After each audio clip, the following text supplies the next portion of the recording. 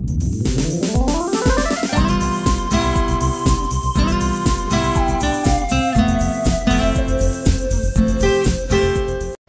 welcome back to my channel Proton Exora Lovers yang ada di tanah air. Bagaimana kabar sobat semua? Saya tetap berharap semua tetap kuat, sehat, dalam lindungan yang kuasa, dan terus semangat dalam merawat mobil Proton Exora kesayangan kita. Oke, sobat Exora Lovers, pada kesempatan ini saya mau berbagi sharing saja untuk kita semua tentang permasalahan mobil Proton Exora yang sering terjadi di jalan. Salah satunya adalah overhead. Nah, saudara yang terkasih, overhead itu adalah masalah yang sering kita jumpai bukan hanya di mobil Proton Exora, tapi mobil-mobil yang lain.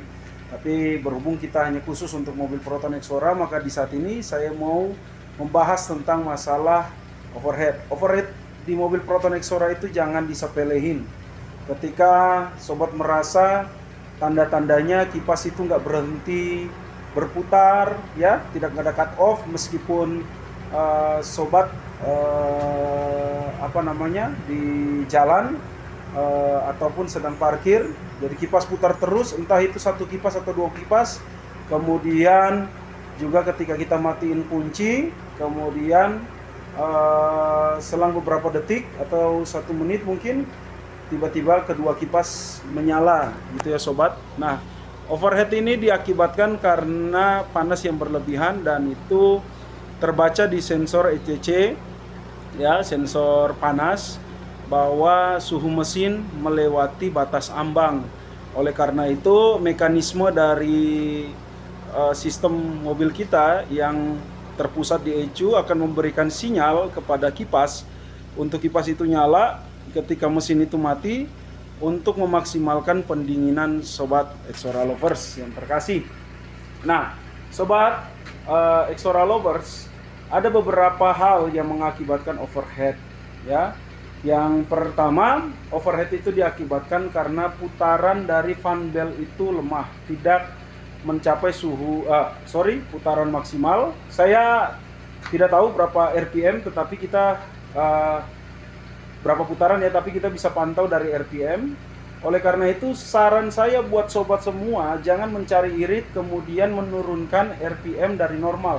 Normal RPM Proton Exora itu berada di kisaran 900 RPM.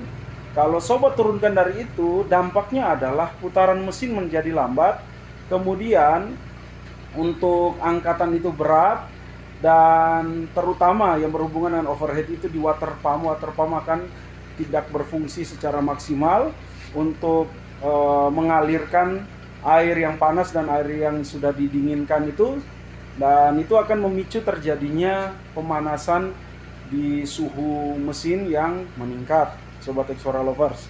Ya, yang berikutnya sobat, perhatikan juga kalau kita sudah melihat semua baik untuk putaran mesinnya, ya. Perhatikan juga kedua kipas radiator, ya.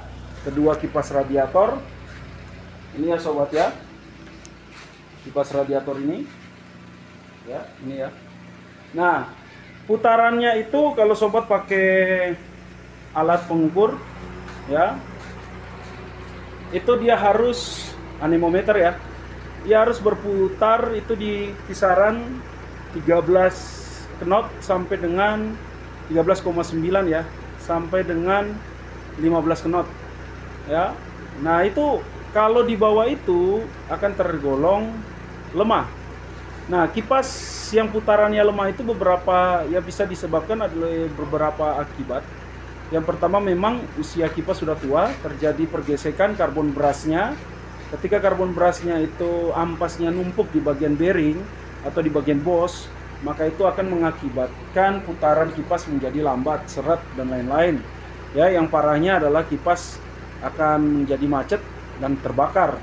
Nah, yang berikutnya sobat, ini sangat berhubungan semua. Kipas itu lambat diakibatkan karena kipas itu tidak sesuai dengan spesifikasinya. Makanya saya selalu sarankan jangan cari persamaan yang secara dimensi beda.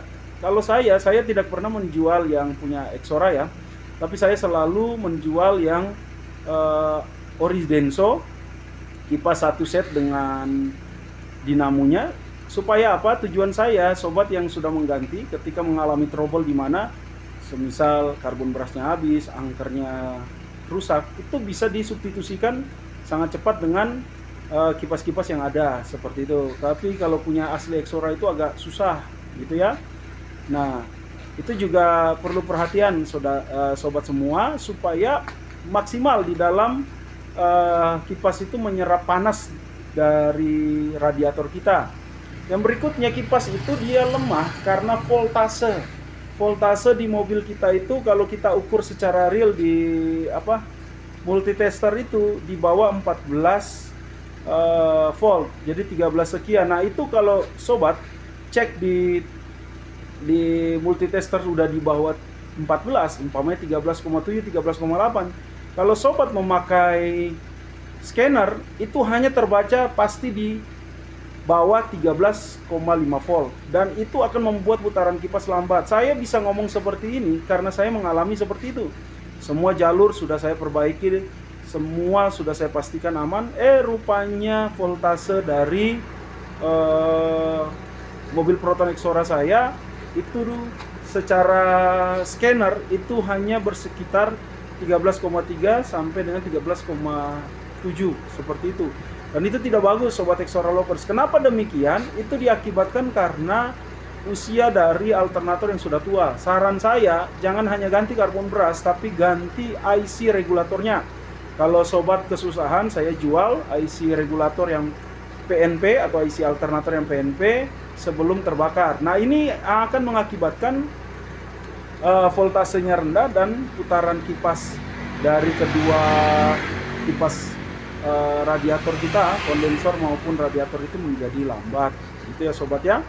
Nah, yang berikutnya sobat, overhead itu bisa terjadi juga karena ada kebuntuan jalur, kebuntuan dari radiator dan juga kebuntuan dari ini ya sobat ya, dari termostat ya. Nah, saran saya, lakukanlah flushing radiator atau ganti air radiator itu setiap 15.000 km lah, atau setiap 6 sampai 8 bulan ganti saja. Mending sobat hilang uang sedikit daripada mengakibatkan overhead berlebihan, dan saya akan nanti tunjukkan di video ini akibat parah dari overhead. Nah, kebuntuan itu pertama terjadi karena apa? Kita tidak menggunakan kolan ya. Kita menggunakan air ledeng atau air pump atau air sumur ya, yang tingkat kapurnya itu tinggi dan tingkat korosinya juga tinggi. Yang berikutnya, kita menggunakan air radiator dengan spesifikasi tinggi kapur. Saya kemarin baru dapat ya, salah satu pasien overhead parah juga, sampai akhirnya kita turun head. Itu air radiatornya itu putih semua, jadi penuh dengan karat. Nah, karat itu akan menyumbat kisi-kisi dari radiator, sehingga radiator itu akan tersumbat dan peredaran air itu akan tidak lancar. Ya, saya sarankan gunakan. Saya tidak endorse di sini, saya tidak endorse, tapi semua air radiator ya, enggak semua. Maksudnya beberapa merek yang biasa beredar sudah saya gunakan. Yang paling bagus itu ini rendah kapur dan penyerapannya tinggi ya. Ini biasa dipakai di alat-alat berat seperti bego, seperti bulldozer, itu sering dipakai. Itu ya sobat ya. Yang berikutnya adalah termostat.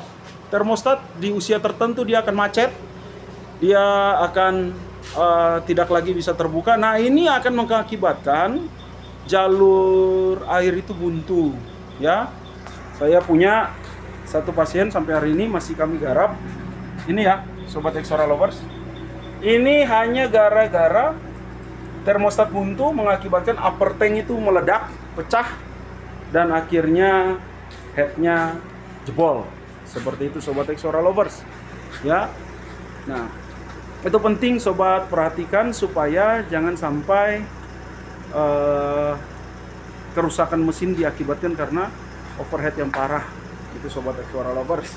Yang berikutnya sobat, cek juga semua pipa-pipa yang selang-selang dan pipa, keropos dan lain-lain, jangan sampai bocor Karena kalau udah bocor kropos itu bahaya, sobat Exora Lovers. Itu akan mengakibatkan air itu hilang, air itu turun secara drastis, dan akhirnya mengakibatkan mobil kita kepanasan, ya.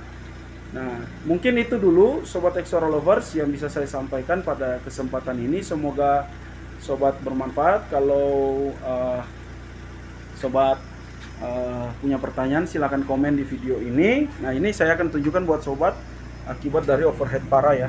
Ini sobat ya, akhirnya di sini overhead parah, headnya melengkung dan kita akhirnya turun.